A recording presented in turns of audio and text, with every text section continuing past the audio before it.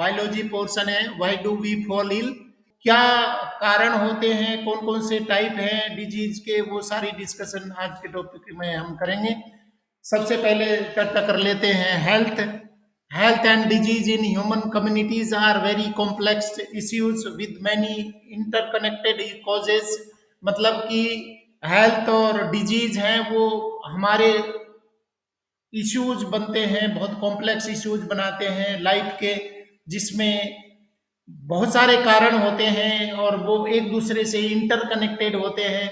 Healthy person है इसका मतलब है उसको डिजीज नहीं है, और डिजीज्ड है मतलब उसके हेल्थ को अफेक्ट कर रहे हैं। तो बहुत सारी चीजें हैं वो आज हम चर्चा करेंगे। सबसे पहले देखते हैं, health is not merely absence of disease but physical, mental and social wellbeing. मतलब सभी एस्पेक्ट में अच्छा होना, स्वस्थ रहना, वो हेल्दी पर्सन की एक निशानी होती है। The World Health Organization has defined health as a state of complete physical, mental and social well-being। मतलब कि फिजिकली वो फिट होना चाहिए, मेंटली फिट होना चाहिए और सोशल वेलबींग उसमें होनी चाहिए, समाज में भी वो एडजस्टेबल होना चाहिए। ये सब एक हेल्दी पर्सन की निशानी होती है। Community health can be defined as all the personal health along with the environmental services for the importance of health of community. तो एक तो खुद की हेल्थ होती है, कम्युनिटी की हेल्थ होती है। तो बच्चों देखिए, खुद की हेल्थ है वो आपकी इंडिविजुअल बॉडी प्रभावित होती है। अगर कोई बीमारी है आपको इंडिविजुअल को वो सहन करना पड़ता है, परंतु अगर खुद की स्वास्थ्य है, अगर कोई इस तरीके की बीमारी हो जाती है, कम्युनिकेबल डिजीज हो जाती है कि एक इंसान से दूसरे इंसान में फैलती है, तो पूरी कम्युनिटी है उससे ग्रसित हो जाती है। और आज के सिनारियों में तो ये बहुत देखने को मिलता है, बहुत सारे कंटेनमेंट जोन बन जाते हैं, बहुत सारे इलाके बन जाते हैं, तो पूरी कम्युनिटी है, पूरा समुदाय है वो प्रभावित हो जाता है हेल्थ इश्यूज से। तो ये सारी चीजें आज के डिस्कशन में हम करेंगे। Some of the health services are given below. कौन कौन सी सर्विसेज हैं जो हमारी हेल्थ को अफेक्ट करती हैं। तो सबसे पहले हम देखते हैं establishment of health care services like primary health centres, district hospitals, community health centres, medical college, all Indian institutes, regional hospitals, जो आपके हेल्थ सर्विसेज को मतलब कि स्वास्थ्य सेवाएं प्रदान करते हैं, जिसमें प्राथमिक स्वास्थ्य केंद्र होते हैं, जिला स्वास्थ्य केंद्र होते हैं, सामुदायिक स्वास्थ्य केंद्र होते हैं, मेडिकल कॉलेज होते हैं, Indian institute of medical sciences होते हैं, एम्स होते हैं, रीजनल हॉस्पिटल्स होते हैं। तो सभी हमारे स्वास्थ्य की सेवाओं से जुड़े हुए संस्थान हैं।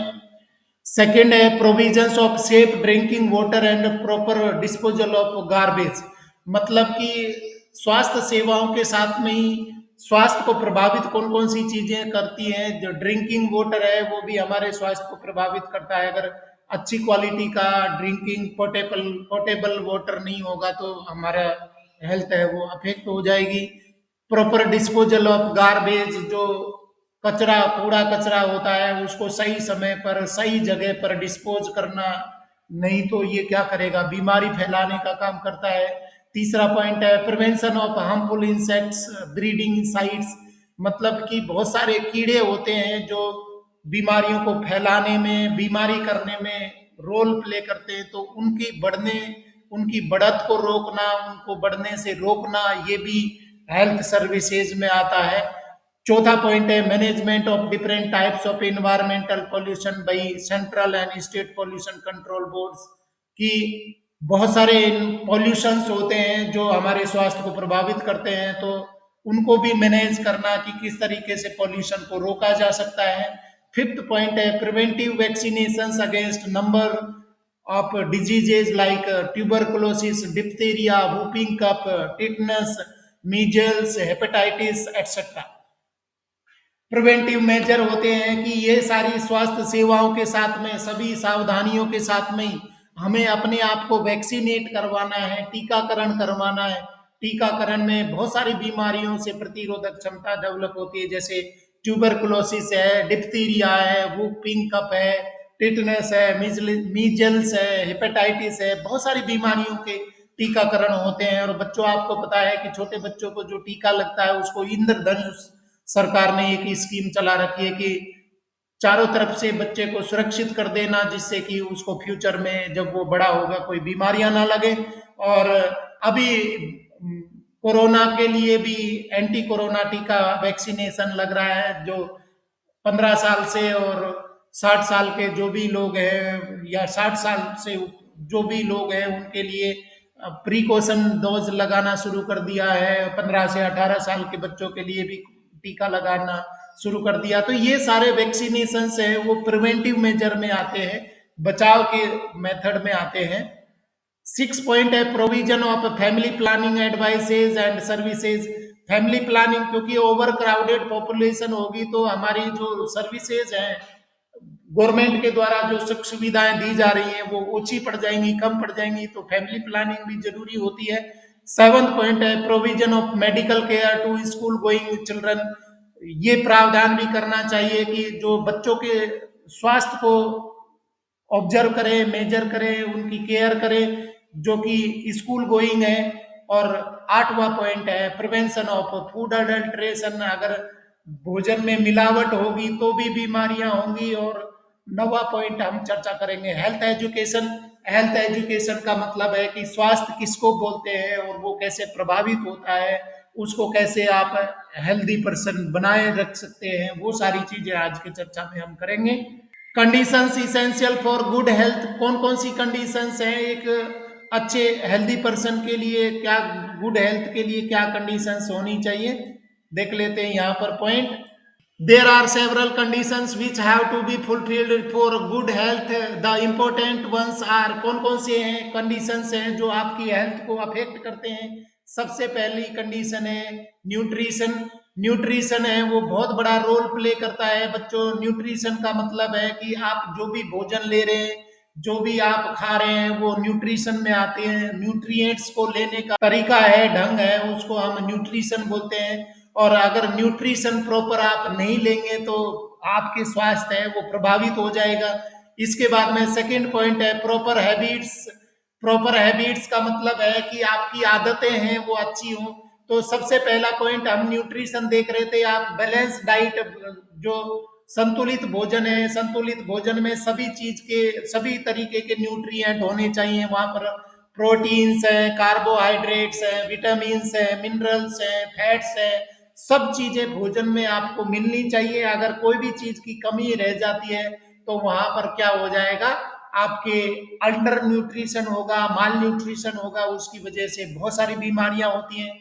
आपने सुना है नाइट ब्लाइंडनेस है, स्कर्वी है, बेरी बेरी है, रिकेट्स है, कितने सारे कमी की वजह से होते हैं। और बहुत सारी बीमारियां हैं ओवर न्यूट्रिशन से भी होती हैं, ओबेसिटी है, सारी बीमारियां हैं वो ज्यादा की वजह से भी होती हैं। तो न्यूट्रिशन का ख्याल रखना है। इसके बाद में प्रॉपर हैबिट्स, आपके खाने पीने, सोने उठने, नहाने की, टॉयलेट जाने की, हर चीज की अपनी गुड हैबिट्स होती हैं। तो हैबिट है वो आपके हेल्थ को प्रभावित करती है। अगर आदतें खराब हैं तो आपके स्वास्थ्य को निश्चित रूप से वो खराब करेंगी। और आपकी आदतें अच्छी हैं तो आपको हेल्दी रखने में वो मदद करेंगी, बीमार आप नहीं पड़ेंगे। तीसरा जो इश्यू बनता है वो एक्सरसाइज एंड रिलैक्सेशन। बच्चों, आपके शरीर को मेहनत भी चाहिए और आराम भी चाहिए। तो आराम अभी क्योंकि आप घर पर हैं तो ऐसा नहीं है कि बहुत ज्यादा रिलैक्स हो। आप अपने एक्सरसाइज करें, होम एक्सरसाइज करें, जिससे कि आप घर के अंदर ही आपके शरीर को अच्छे से वार्म अप कर पाए। तो बहुत सारी एक्टिविटीज हैं जिनके द्वारा आप एक्सरसाइज कर सकते हैं। और आप रेगुलर एक्सरसाइज करते हैं, बॉडी को मेडिटेशन के द्वारा रिलैक्स करवाते हैं, तो आपका स्वास्थ्य है वो अच्छा रहेगा। तो कौन कौन से इसेंशियल कंडीशंस है आपके हेल्दी रखने में, कौन कौन सी चीज रोल प्ले करती है। सबसे पहले हमने देखा न्यूट्रिशन, दूसरा प्रॉपर हैबिट्स एंड तीसरा है एक्सरसाइज एंड रिलैक्सेशंस। सबसे पहले यहाँ पर हम कर रहे हैं personal and community issues both matter for health. मतलब खुद के और कम्युनिटी के दोनों ही मैटर हैं, वो आपके हेल्थ के को अफेक्ट करते हैं।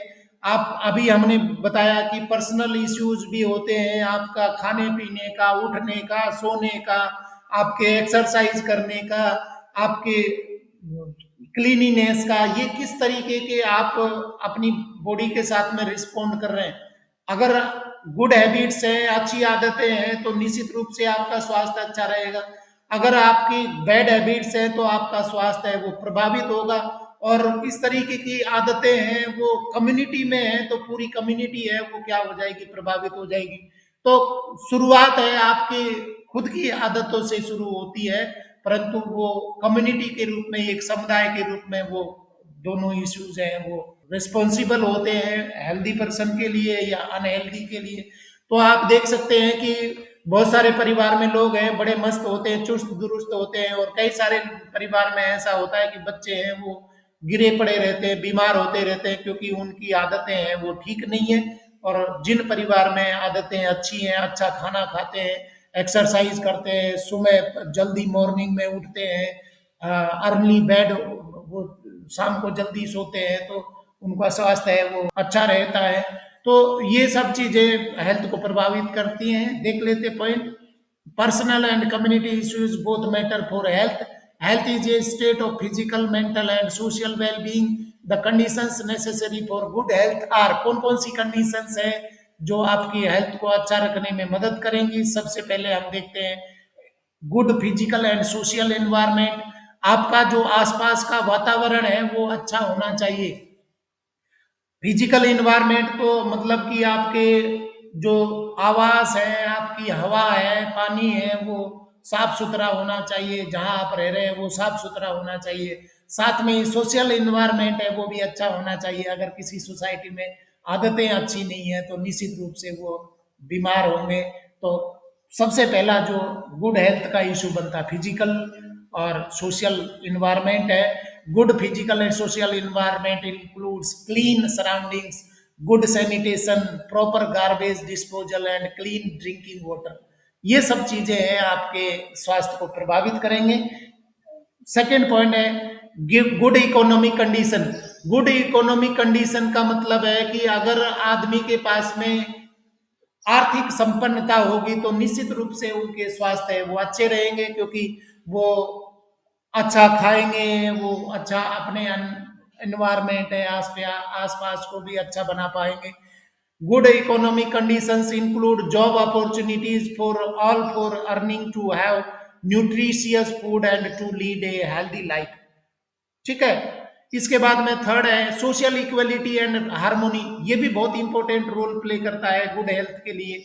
सोशल इक्वलिटी और हार्मोनी होनी चाहिए, मतलब समानता, सामाजिक समानता है, समरसता होनी चाहिए। उनमें कोई मनमुटाव नहीं हो, कोई झगड़ा नहीं हो, एक दूसरे को कोऑपरेट करने वाले हों, एक दूसरे को सपोर्ट करने वाले हों, तो भी हेल्थ है वो अच्छी रहती है। Social equality and harmony are necessary for a healthy and peaceful life. 5 एप्स what is to be done, क्या करना चाहिए। 5 ऐप है। सबसे पहला प्रोटेक्ट द वाटर सोर्स। पानी है वो अगर साफ नहीं है तो उसको साफ करिए, ट्रीट करिए।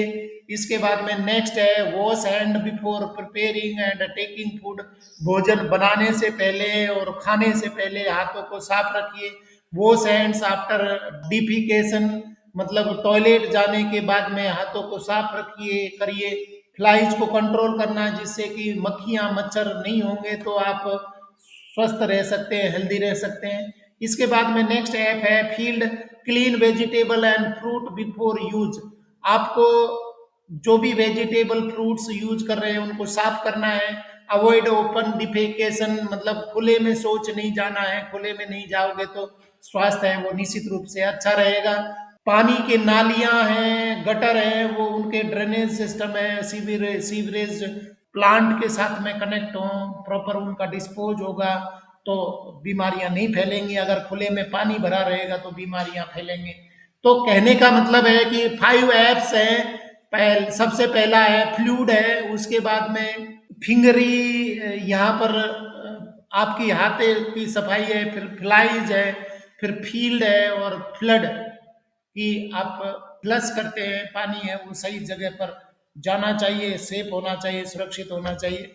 तो ये हमारे स्वास्थ्य को प्रभावित करते हैं। अगर आप कहीं पर कोताही बरतते हैं तो स्वास्थ्य खराब हो जाएगा, अगर सेफली ये काम करते हैं तो स्वास्थ्य आपका अच्छा रहेगा। Distinction between healthy and disease free, बच्चों दोनों में फर्क है। हेल्दी पर्सन और डिजीज फ्री में अंतर होता है। मतलब हेल्दी का तो होता है ऑल राउंड, जिसमें physical, mental, social and disease free भी है। बीमारियां उसके शरीर में नहीं है, वो फिजिकली फिट है, साथ में मेंटली फिट है और सोशली फिट है, तो उसको हेल्दी बोलेंगे। परंतु डिजीज फ्री का मतलब है उसके शरीर में रोग नहीं है, जरूरी नहीं है कि वो हेल्दी होगा। आप उदाहरण देख सकते हैं, मान लीजिए कोई जो बोना ड्वार्फिज्म है, 1.5 फीट की हाइट है, तो उसके शरीर में सपोज कोई बीमारी नहीं है, परंतु उसको आप हेल्दी नहीं बोल सकते क्योंकि वो फिजिकली फिट नहीं है। कई सारे इंसान ऐसे होते हैं, बहुत बड़े, खूब लंबे पूरे होते हैं, उनके शरीर में कोई रोग भी नहीं होता, परंतु मेंटली वो कम होते हैं, डल होते हैं, तो उनको आप हेल्दी नहीं बोल सकते। कई सारे इंसान, बच्चे ऐसे होते हैं जो फिजिकली, मेंटली फिट होते हैं और साथ में उनके रोग भी नहीं होता, परंतु वो सोसाइटी में एडजस्ट नहीं कर पाते, तो उनको आप क्या कहेंगे? अनहेल्दी कहेंगे। तो कहने का मतलब है हेल्दी पर्सन है वो डिजीज फ्री भी होगा, परंतु जरूरी नहीं है कि डिजीज फ्री पर्सन है वो हेल्दी होगा। दोनों में क्या अंतर है देख लेते हैं, हेल्दी और डिजीज फ्री में। It is a state of physical, mental and social wellbeing, और डिजीज फ्री में it is a state of absence from disease. यहाँ पर physical, mental and social wellbeing मतलब सारे एस्पेक्ट शामिल होते हैं, जबकि यहाँ सिर्फ क्या है, उसके शरीर में रोग नहीं है, रोगाणु नहीं है, बीमारियां नहीं है। It refers to the individual physical and social environment का, वहां पर इंडिविजुअल फिजिकल और सोशल इन्वायरमेंट से संबंध रखता है। और ये डिजीज फ्री का मतलब होता है it refers only to the individual, कि वो सिर्फ उसके शरीर में कोई रोग नहीं है, तो उससे को संबंध डिजीज फ्री हम बोलेंगे। नेक्स्ट है the individual has good health, जिसमें ये सारे एस्पेक्ट होंगे, फिजिकल, मेंटल, सोशल वेलबींग होगी, तो उसका हेल्थ क्या होगा? अच्छा होगा। जबकि यहाँ पर देखेंगे कि द इंडिविजुअल में हैव गुड हेल्थ और पुअर हेल्थ। जरूरी नहीं है कि डिजीज फ्री है वो हेल्दी हो, वो गुड हेल्थ हो सकती है, परंतु पुअर हेल्थ भी उसकी हो सकती है। तो दोनों में अंतर है, हेल्दी और डिजीज फ्री क्या मतलब होते हैं। इसके बाद में नेक्स्ट पॉइंट है कॉजेज ऑफ डिजीज, क्या कॉज होते हैं बीमारियों के, ये चर्चा कर लेते हैं बच्चों। आपको पता है कि बीमारियों के बहुत सारे कारण होते हैं बच्चों, जैसे कि कोई इन्फेक्शन होता है तो इन्फेक्शन की वजह से डिजीज हो जाती है। कई बार ऐसा होता है कि कुछ बीमारियां माँ बाप से बच्चों में आ जाती हैं, जैसे कि जेनेटिक डिसऑर्डर्स होते हैं, आनुवांशिक डिसऑर्डर्स होते हैं, तो माँ बाप से बीमारियां हैं वो प्रोजेनी में आ जाती है डायरेक्ट, तो वो भी कारण होते हैं। कुछ कारण ऐसे होते हैं कोई इन्फेक्शन नहीं है, कोई ट्रांसमिशन भी नहीं हुआ है, परंतु कई बार ऐसा होता है कि किसी भोजन के पोषक तत्व की कमी की वजह से भी बीमारियां हो जाती है। कौन सी बीमारियां हैं जो पोषक तत्वों की कमी की वजह से हो जाती है, बताइए जल्दी से।